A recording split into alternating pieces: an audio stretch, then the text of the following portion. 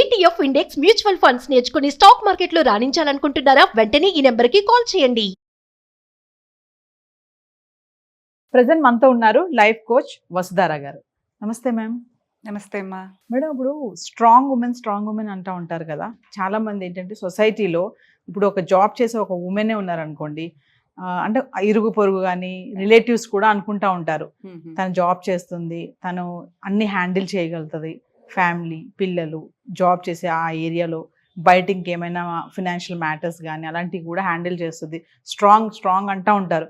నిజంగా strong women అంతే కరెక్టే అంటారా? హ్యాండిల్ చేయగలుగుతారా? బిహైండ్ ఇంకేమైనా ఉంటుందా? అంటే నిజం చెప్పాలంటే సో కాల్డ్ స్ట్రాంగ్ ఉమెన్ అనేది మనకు మనం వేసుకునే ఒక మాస్క్ అంతే.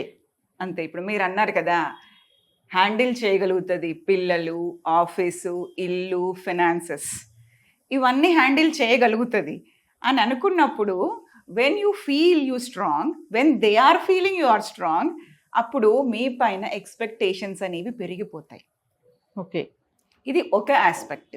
ఇంకొక ఆస్పెక్ట్ వచ్చి మీకు మామూలుగా గర్ల్స్ విషయంలో కూడా చెప్తూ ఉంటారు కదా, నీ సమస్యలు ఎవరికి చెప్పకూడదు. ఎందుకనంటే ఫస్ట్ థింగ్ ఒకటి వచ్చేసి అడ్వాంటేజ్గా తీసుకుంటారేమో అనేది ఒకటి. Especially when it is with the opposite sex, అప్పుడైతే వాళ్ళు ఖచ్చితంగా అడ్వాంటేజ్ తీసుకుంటారమ్మా. ఎప్పుడు ఎవరికి చెప్పకూడదు నీ సమస్యలు అనేది ఒకటి చెప్తారు. ఇక్కడి నుంచి చిన్నతనం నుంచే ఈ స్ట్రాంగ్ అనే మాస్క్ వేసుకోవటం మొదలైపోతుంది అనమాట. లోపల ఎంత బాధ అనండి, నొప్పి అనండి, స్ట్రెస్ అనండి, ఫియర్ అనండి, వీటన్నిటిని కవర్ చేసుకోవడానికి ఒక మాస్క్ వేసుకొని తిరగటం, that is I'm strong. Emotionally నేను చాలా స్ట్రాంగ్, నేను అన్నిటినీ ఎదుర్కొంటా, నేను అన్నిటినీ హ్యాండిల్ చేయగలను అనేది ఒక ఆస్పెక్ట్. ఇంకొకటి నేను ఒక కేసు విషయం చెప్తాను చూడండి. ఇది మనకు చూడటానికి స్టార్టింగ్లో పెద్దగా అనిపించదు, బట్ యెట్ ఒక అమ్మాయి తను ఆఫీస్లో తన కొలీగ్స్తోని కొన్ని ఫేస్ చేస్తుంది అమ్మాయి. I don't name it exactly sexual అని చెప్పను, but she is facing some problems. At the same time తన హస్బెండ్ నుంచి కూడా కొంత స్ట్రెస్ ఉంది అమ్మాయికి. ఈ అమ్మాయి ఏం చేసింది, ఇలా మాట్లాడుతూ తన బాస్తోని షేర్ చేసినప్పుడు అక్కడి నుంచి ఆటోమేటిక్గా ఏమొస్తుంది, ఒకటి వ్యాలిడేషన్, రెండు అయ్యో పాపం అనేది అన్కాన్షియస్గా సపోర్ట్ చేయటం, కాన్షియస్ కూడా అవ్వచ్చు, because it depends on the other persons intentions. So అతను కావాలని డెలిబరేట్గా చూపించి సపోర్ట్ చేస్తున్నాడా, అన్కాన్షియస్గా సరే ఈ అమ్మాయికి హెల్ప్ చేద్దామని సపోర్ట్ చేస్తున్నాడా, నోబడీ నోస్ కదా. అదొకటి. ఇలా కాన్వర్జేషన్లు, చాటింగ్లు పెరుగుతూ పోయి ఈ అమ్మాయి కోరుకున్నది సపోర్ట్, కొంత టైం వరకు అతను ఇచ్చింది సపోర్టే. సో వెన్ ఈ చాటింగ్లంతా ఒక ఎక్స్ట్రీమ్ లిమిట్లోకి దాటి వెళ్ళిపోతే ఆట్ టైమ్ కాన్వర్జేషన్స్, ఎక్కువగా మాటలు, ఎక్కువగా ముచ్చట్లు, ఎమోషనల్ కాన్వర్జేషన్లకు వెళ్ళిపోవటం, దీనివల్ల ఎక్కడో ఒక చోట అది వేరే దారిలోకి, పక్క దారిలోకి వెళ్ళిపోయే ఆప్షన్ ఉంటుంది. అండ్ నా దగ్గరకు వచ్చిన కేసు విషయంలో జరిగింది అది. సో ఇక్కడ ఏంటి, అడ్వాంటేజ్ తీసుకోబడింది. సో ఇది ఒక ఎగ్జాంపుల్ అనమాట, ఒక లివింగ్ ఎగ్జాంపుల్. మనము ఎందుకు ఈ మాస్క్ వేసుకుంటారు విమెన్, ఎస్పెషల్లీ వర్కింగ్ ఉమెన్ అనేది. అయితే ఇక్కడ ఒక క్వశ్చన్ అడుగుతాను మేడం. మీరు అంటున్నారు కదా స్ట్రాంగ్ ఉమెన్ అంటున్నారు కానీ మాస్క్ వేసుకుంటున్నారు అంటున్నారు.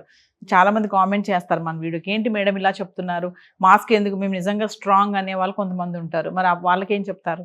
నిజంగా స్ట్రాంగ్ అని మేము అనుకున్న వాళ్ళకి చెప్తున్నా నేను, మీ ఫియర్స్ ఏంటో నోట్ చేసుకోండి. నాకే ఫియర్ లేదు అనేది 100% రాంగ్. ప్రతి మనిషికి ఏదో ఒక ఫియర్ ఫ్లా ఉండి తీరుతుంది కదా. So if you are able to face your fears, మీరు ఏ విషయంలో స్ట్రెస్ అవుతున్నారు అది మీ ఫియర్. మీరు ఏ విషయంలో ఓవర్గా ఎక్స్ప్లెయిన్ చేస్తున్నారు, మిమ్మల్ని మీరు ఎక్స్ప్లెయిన్ చేసుకోవడానికి ఎక్కువ ఎక్స్ప్లెనేషన్ అంటారు కదా, అది ఎక్కువ ఎక్కడ ఇస్తున్నారు మీరు, అది మీ ఫియర్. ఎక్కడ మీరు అవతలి వాళ్ళని ఇంప్రెస్ చేయడానికి ప్రయత్నిస్తున్నారు, అది మీ ఫియర్.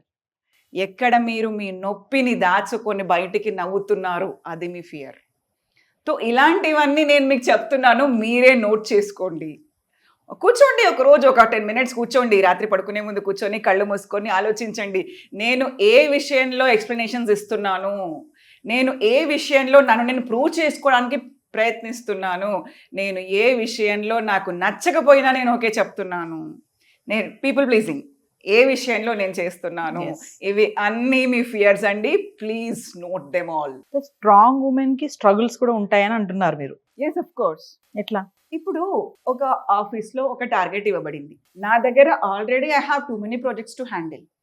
అప్పుడు బాస్ వచ్చి ఏం చెప్తారు, ఏమ్మా you are very good at this topic, so please handle this also వేసేస్తారు ఆ మీద. వేసేస్తారు. ఒకటేమొచ్చింది, you are very good at validation, appreciation, తో I'm forced to take it even I'm not ready with it. Yes. అది స్ట్రగులే కదా, అది స్ట్రెస్సే కదా. ఆఫీస్ విషయంలో ఇలాంటివి. సపోజ్ ఇంటి విషయాల్లో మాట్లాడుకుందాం. ఇంటి విషయాలకు వచ్చేసరికి ఏమవుతుంది, అమ్మాయికి అన్నీ తెలుసు, జాబ్ చేసుకుంటుంది, పిల్లల్ని, హస్బెండ్ని, ఫైనాన్సెస్ని, ఇంటిని అన్నీ చూసుకుంటుంది అమ్మాయి. అక్కడి నుంచి కూడా అమ్మా ఇది ఇవాళ సమస్య వచ్చిందమ్మా, చూడమ్మా ఏంటో, ఇవైతే నువ్వు బాగా హ్యాండిల్ చేస్తావమ్మా, నువ్వు చూసుకో. ఎన్నని చూసుకోగలరు ఒక విమెన్? తన రోల్స్ అనేవి పెరిగిపోతున్నాయి. వెన్ స్ట్రాంగ్ అనే ఒక కాన్సెప్ట్ వచ్చేసరికి విమెన్ రోల్స్ చాలా పెరిగిపోతున్నాయి, ఎక్స్టెండ్ అయిపోతున్నాయి. Yes.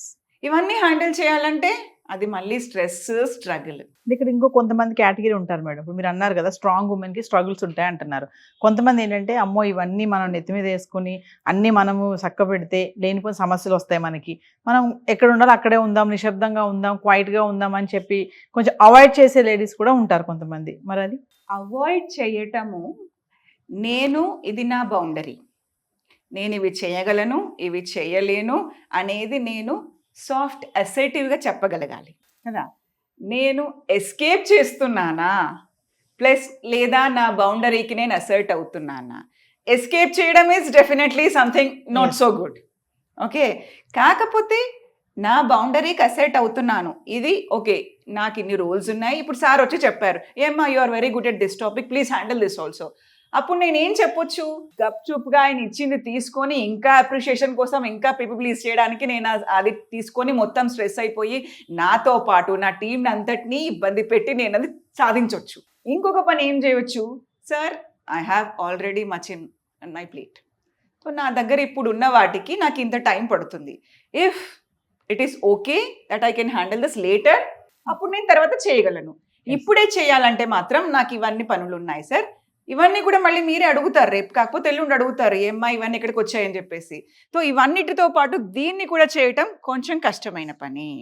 సో దీన్ని నేను కొంచెం లేట్గా తీసుకోగలిగితే thank you, I'm happy with that అని పొలైట్గా అసర్టివ్గా చెప్పగలగాలి. నేను అతన్ని ప్లీజ్ చేయట్లేదు, నేను అతన్ని బెక్కుడు చేయట్లేదు, నా బౌండరీస్ ఇవి, నా సిచ్యువేషన్ ప్రెజెంట్గా ఇది ఉంది.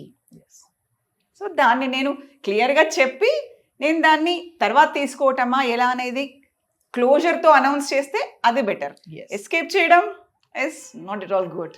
సో ఫైనల్లీ మేడం ఒక క్వశ్చన్ చెప్పండి, స్ట్రాంగ్ ఉమెన్ అని చెప్పుకుంటున్నారు, లోపల చాలానే భయాన్ని దాచుకుంటున్నారు అని అంటున్నారు ఫైనల్గా, అంతేనా? భయం కంటే కూడా ఇట్స్ మోర్ ఆఫ్ స్ట్రెస్ అండి. Stress, more of stress. భయాలు ఉన్నమాట వాస్తవం, వాటిని ఫేస్ చేసుకోగలిగితే, వాటిని క్లియర్ చేసుకోగలిగితే that would be more great. Yes, thank you ma'am.